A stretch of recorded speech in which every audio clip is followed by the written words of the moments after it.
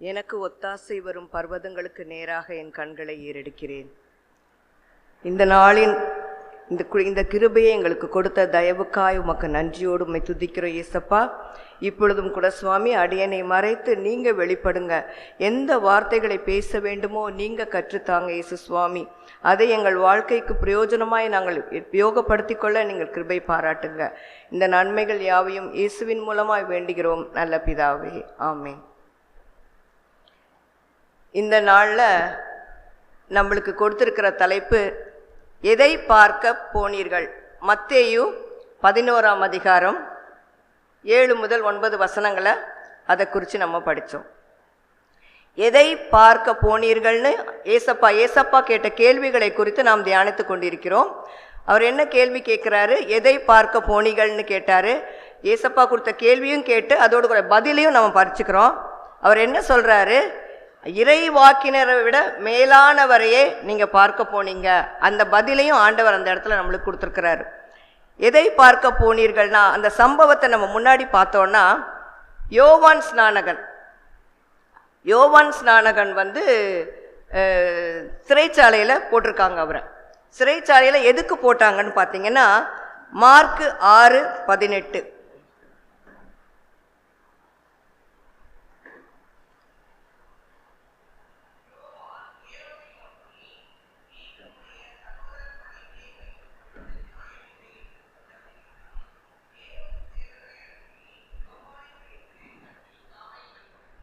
யோவான் ஸ்நானகன் வந்து ஒரு இறைவாக்கினர்.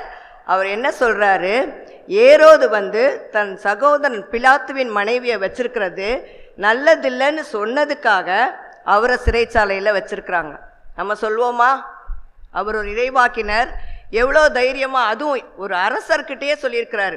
ஒரு ராஜா கிட்டேயே நீங்கள் உங்கள் மனைவியை வச்சுக்கிறது நல்லதில்லைன்னு சொன்ன உடனே அவரை சிறைச்சாலையில் போட்டுட்டாங்க. அந்த சிறைச்சாலையில் வந்து அவரை பார்க்க வந்தவர்கள்கிட்ட யோவான் ஸ்நானகன் என்ன சொல்கிறாரு? நீங்கள் போய் அந்த ஏசாமின்றவர் எல்லாம் செஞ்சிட்ருக்கிறாரு, அவர்கிட்ட போய், வருகிறவர் நீர்தானா இல்லை வேறொருவர் வர காத்திருக்க வேண்டுமா? அந்த காலத்தில் அந்த யூதர்களுடைய இது என்னன்னா, மேசியான்னு ஒருத்தர் வருவார், அவர் வந்ததுக்கு அப்புறம்தான் நம்மளுக்கு எல்லா நன்மையும் செய்வார் அப்படின்றத அவங்க விசுவாசிச்சுட்டு இருந்தாங்க. அவர் என்ன யோசித்தார்? இவர் தான் அந்த மேசியாவோ என்று அவர்களுக்கு அந்த சந்தேகம் இருந்தனால யோவான் ஸ்நானகன் என்ன சொல்கிறார்? அவங்க ஸ்டீச்சர்கள்கிட்ட, நீங்கள் போய் அவர்கிட்ட நீங்கள் தான் அந்த மேசியாவா அப்படின்னு சொல்லி கேட்க போகிறாங்க. யூதர்கள்கிட்ட அது இருந்துச்சுன்றதுக்கு என்ன ஆதாரம்னா, அப்போஸ்தலர் 18:28 பாருங்களேன்.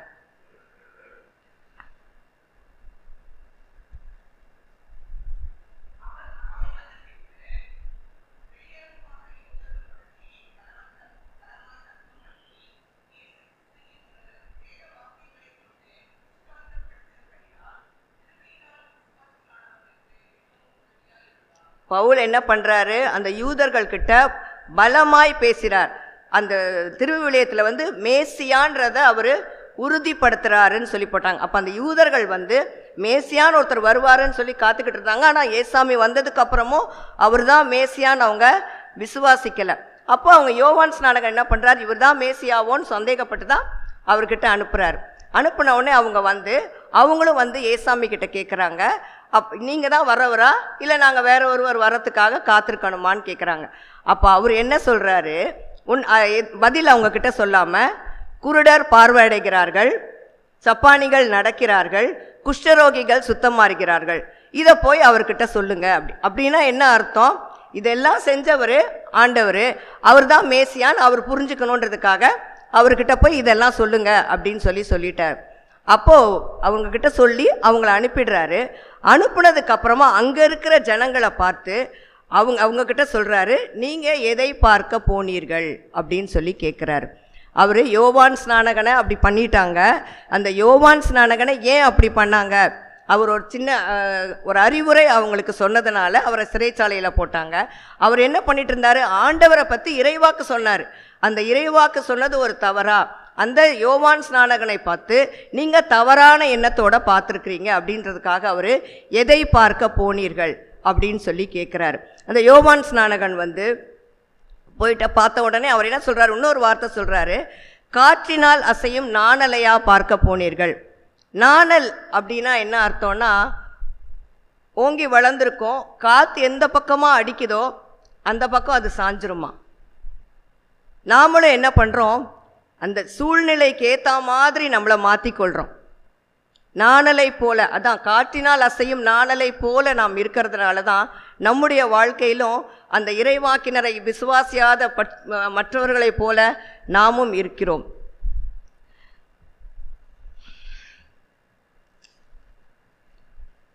நம்முடைய பார்வை எப்படி இருக்குதுன்னு பார்த்தோன்னா, நம்முடைய பார்வை எப்படி இருக்குதோ அதுக்கேற்ற மாதிரி தான் அதோடைய ஆசீர்வாதமும் நம்மகிட்ட இருக்குமா. ஆதியாகமம் 3:6 பாருங்க.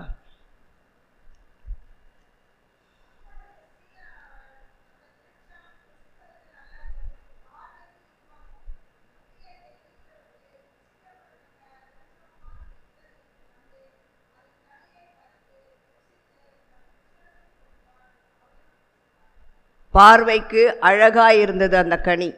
ஆனால் அது என்ன செய்தது அவர்களுக்கு? அந்த ஏதேன் தோட்டத்தை விட்டு வெளியேற்றியது. பார்வைக்கு அழகாய் இருப்பதெல்லாம் நல்லதல்ல அப்படின்றதுக்காக தான் இந்த இது.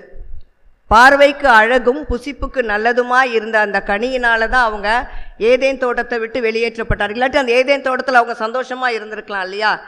ஆதியாகமம் 26:7 படிங்க.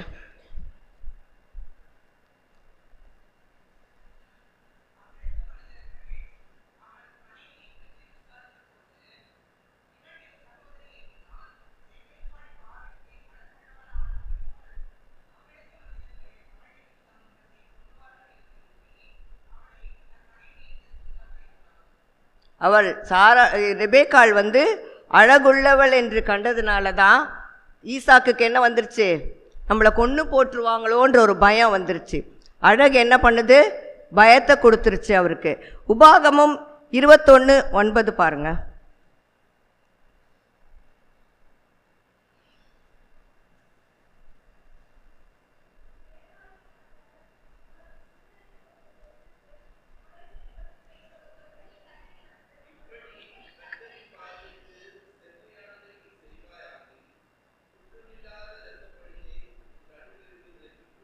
என்ன செய்வாரு, கர்த்தரின் பார்வைக்கு நாம் செம்மையானதை செய்தால், நம்முடைய பார்வையில் கர்த்தரின் பார்வைக்கு நாம் செம்மையானதை செய்தால் என்ன செய்வாரா, தீமையை நம்மை விட்டு விலக்கி போடுவார் அப்படின்னு சொல்லியிருக்கிறாரு.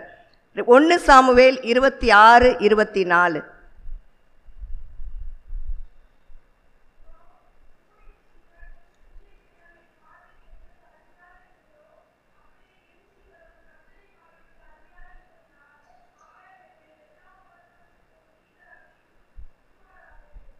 அப்படிதான் தாவீதை பார்த்து சொல்கிறாரு, அவருக்கு சவுளை அவர் கையில் கொடுத்துட்டாரு.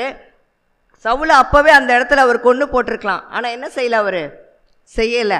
அப்போ அவருடைய ஜீவன் அவருடைய தாவீதின் பார்வைக்கு சவுலின் ஜீவன். அவன் சொல்கிறாரு, உம்முடைய பார்வைக்கு என் ஜீவன் அருமையாக இருந்தபடியினால நான் அவரை விடுவித்தேன் அப்படின்னு சொல்கிறாரு.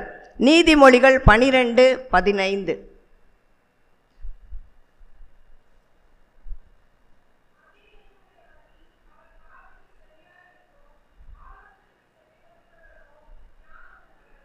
மனிதனுடைய வழிகள் நம்ம பார்வைக்கு நல்லா இருக்குமா, ஆனால் அது கர்த்தரின் பார்வைக்கு அருமையாக இருக்காது அப்படின்னு சொல்கிறாரு. நாமும் இந்த உலகத்தில் என்ன பண்ணுறோம், இந்த உலக இன்பங்களுக்கும் மனித புகழையும் அதையே தேடிட்டு தேவனுக்காக வாழ்கிற உண்மையுள்ள மனிதர்களை நாம் என்ன பண்ணுறோம், அசட்டை பண்ணிடுறோம். நம்ம பார்வை அந்த தேவனுடைய மனிதர்கள் மேலே உண்மையான பார்வையாக இல்லாமல் எப்போவுமே நம்ம புகழ தேடுறவங்களாகவும் நம்ம இந்த உலக இன்பங்களில் நம்முடைய நாட்டத்தை செலுத்துறதாகவும் இருக்கிறதுனால நம்முடைய பார்வை கெட்டதாக இருக்கிறது. அந்த பார்வை எப்படி இருக்கணும்னா, ஆடம்பரமான வாழ்க்கையை தேடாமல் சத்தியத்தையும் ஆவிக்குரிய ஆசீர்வாதத்தையும் நோக்கி நம்ம கண்களை உயர்த்துவதே கிறிஸ்துவ வாழ்க்கையின் முக்கிய நோக்கமாய் இருக்கணும்னு சொல்கிறாரு. யோவானை அவங்க ஏன் பார்க்க போனாங்கன்னா, பார்க்கும் போதே அவர் சொல்கிறாரு, காற்றினால் அசையும் நாணலையா பார்க்க போனீர்கள், மெல்லிய வஸ்திரம் தரித்தவர்கள் அரசர் மாளிகையில் இருக்கிறார்கள். மெல்லிய வஸ்திரம் தரித்தவர்கள்னால் யாருன்னா, கண்டிப்பாக நம்ம சினி ஸ்டார்ஸ்லாம் அப்படிலாம் பார்க்குறோம். மெல்லிய வஸ்திரம் அவங்கள பார்த்து தான் நம்மளுடைய அட்ராக்ஷன் இருக்குதே தவிர, நம்ம ஆண்டவருடைய பிள்ளைகள் பார்வை அந்த மாதிரி ஒரு இடத்துல போகக்கூடாது அப்படின்றது தான் சொல்லணும். நம்முடைய பார்வை எப்போவுமே தீமையானதை பார்க்காம நன்மையானதை மட்டுமே, அது வந்து கர்த்தர் நம்மளுக்கு கற்றுக் கொடுக்கணும். இந்த இது வந்து உனக்கு தீமை, அதை பார்க்காதன்னு சொல்லிட்டு. நம்ம செல்ஃபோனை வச்சுருக்கிறோம், செல்ஃபோனில் எல்லாமே இருக்குது. இப்போ என்னென்னா அது அப்படியே நம்மளை அடிக்ட் ஆகி நம்ம அதாவது இமீடியட்டாக ஆன்சர்ஸ் எல்லாத்துக்குமே கிடைக்கணும்னு விரும்புகிறோம். இப்போ என்னென்னா செல்ஃபோன் மூலியமாக கேம்ஸ் நிறையா வருது, யூடியூப்பில் நம்ம வீடியோஸ்லாம் போடுறாங்க, இந்த லைக்கு கமெண்ட்டு அந்த வீடியோஸ் யூடியூப்பில் வருது. கேம்ஸுக்கெலாம் உடனே ரிசல்ட்டு, அப்பப்போவே மார்க் வந்துடுது. அந்த மாதிரி உடனே உடனே உடனே இன்ஸ்டன்ட், அந்த இன்ஸ்டன்ட் எல்லாமே நம்மளுக்கு கெடுதி தான். இன்ஸ்டன்ட்டுன்னு சொன்னாலே கெடுதி தான். ஃபாஸ்ட்டு ஃபுட்டுன்றோம், அது சாப்பிட்டா கெடுதின்னு தெரியும், ஆனால் நம்ம செய்கிறோம். இதை எல்லாமே ஆண்டவர், அந்த பார்வை நம்மளுக்கு பார்வை அருமையாக இருந்தால் இதையெல்லாம் நம்ம அவாய்ட் பண்ணலாம்.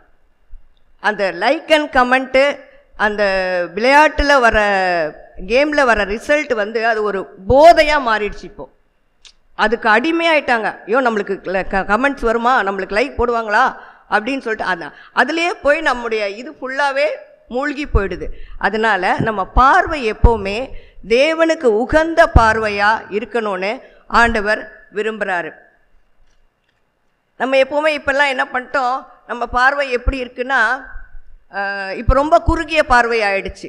ரொம்ப நம்மளுக்குள்ள நம்ம சுயநலமாக நம்ம வீடு, நம்ம மனைவி, நம்ம பிள்ளைங்க அப்படின்ட்டு தான் நம்ம பார்க்க ஆரம்பிச்சிட்டவே தவிர, நம்ம மற்றவர்களை குறித்து ஒரு நாள் நம்மளுக்கு நன்மை கிடைக்குதா, அடுத்தவங்களுக்கு அதை செஞ்சால் நம்மக்கிட்ட இருக்கிறது போயிடுமே, அது அப்படின்னு தான் நம்ம நினைக்கிறோமே தவிர, நம்மளுக்கு என்ன கிடைக்குதுன்றதை மட்டும்தான் நம்ம பார்க்குறோம். இல்லை, அப்படி இருக்கக்கூடாது. அப்படின்றதுக்கு தான் அவர் நாணலை பற்றி அவர் சொல்லியிருக்கிறாரு. நாணல் எந்த பக்கமெல்லாம் காத்தடிக்குதோ அந்த பக்கமெல்லாம் சாஞ்சிருது. கெட்டதுக்கு வருமா கெட்டதுக்கே நம்ம சாய்வு கொடுத்துறதுனால நம்ம கிட்ட நல்லதை நம்ம வெளிப்படுத்தணும்னு சொல்கிறாரு. தன்னலமாய் வாழ்ந்துறதை விட்டுட்டு நம்ம சுயநலத்தை மாற்றிக்கொண்டு நாம் ஆண்டவருக்கு முன்பாக மற்றவர்களுக்கு நற்கிரியைகளை செய்கிறவர்களாக மாறுவோமானால் நம்முடைய பார்வை அருமையானதாக இருக்கும். நம்முடைய நோக்கம் என்னென்னா, நம்முடைய ஆவிக்குரிய வாழ்க்கை வந்து உண்மையுள்ள பரிசுத்தமான எதையேனும் தேடி போகிறதா என்பதை நாம் ஆராய வேண்டும். மெய்யான ஆசீர்வாதம்ன்றது வந்து உலக கவர்ச்சியில் இல்லை, தேவனுடைய வார்த்தையிலும் அவரை பின்பற்றுவதிலும் தான் இருக்கிறது. நம்முடைய பார்வை எப்படி இருக்கணும்னு 1 பேதுரு 3ஆம் அதிகாரம் 4ஆம் வசனம்.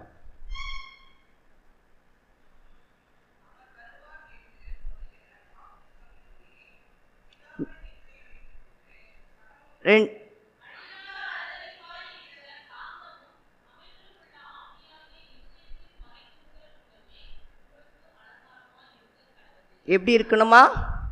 அதுவே எது தேவனுடைய பார்வையில் விலையேற பெற்றது?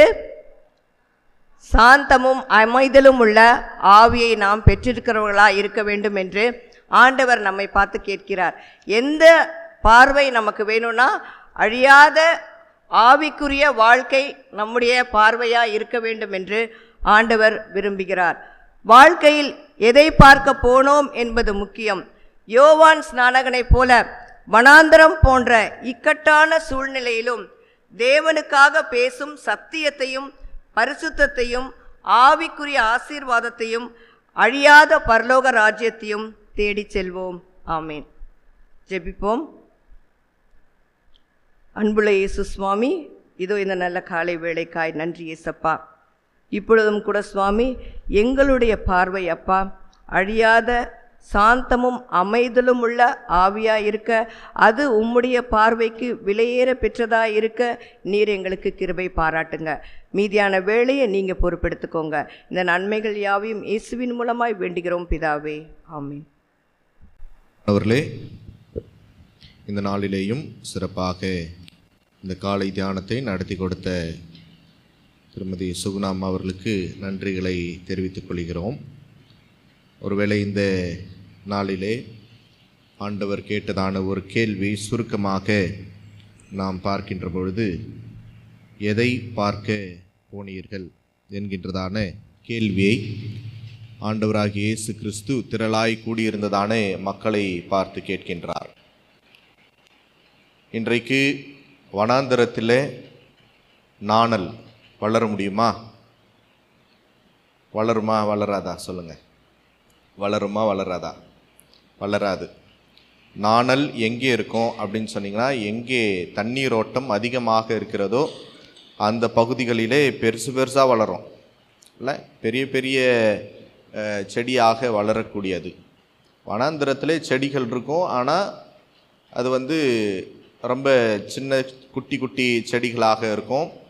அந்த வெயிலை தாங்கக்கூடியதான ஒரு காரியமாக இருக்கும். அதுக்கப்புறம் ரெண்டாவது, மெல்லிய ஆடை தரித்தவர்களை நீங்கள் பார்க்க போனீர்களா அப்படின்னு சொல்லி கேட்கிறார்.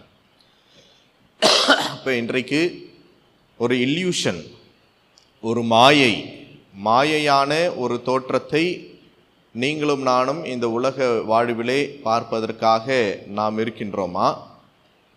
அல்லது யோவான் ஸ்நானகன் சொன்னது போல கர்த்தருக்கு வழியை ஆயத்தப்படுத்துங்கள் என்று சொன்னவர் இப்பொழுது ஆண்டவராகிய இயேசு கிறிஸ்துவானவர் அந்த மெசையாவை நாம் பார்த்து கொண்டிருக்கின்றோமா என்கின்றதான ஒரு கேள்வியை ஆண்டவராகிய கடவுள் இந்த இடத்திலே நம்மை பார்த்து கேட்கின்றார்.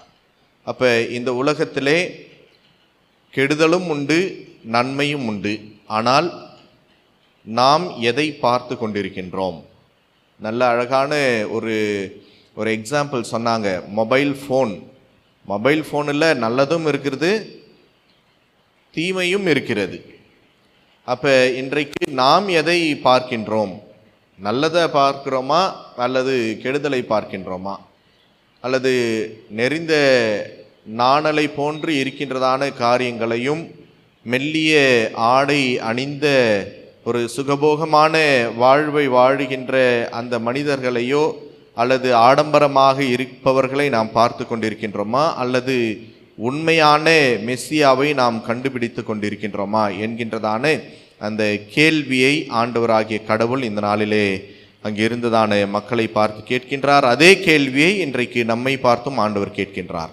நீங்கள் ஒரு மாயையான ஒரு தோற்றத்தை பார்ப்பது ஆண்டவருக்கு விருப்பம் அல்ல. மாறாக எது உண்மை, இல்யூஷனா அல்லது ரியாலிட்டியா, எது நமக்கு முக்கியமானது அப்படின்றத நாம் இன்றைக்கு தெரிவு செய்து let us watchfully see the reality of life, உண்மையான வாழ்வையும் உண்மையான கடவுளையும் பற்றி கொள்ளுகின்ற இறை மக்களாக வாழ்வதற்கு கடவுள் இந்த நாளிலே நம்மை அழைக்கின்றார். கண்களை மூடி ஆண்டவரை நோக்கி நாம் பார்ப்போம்.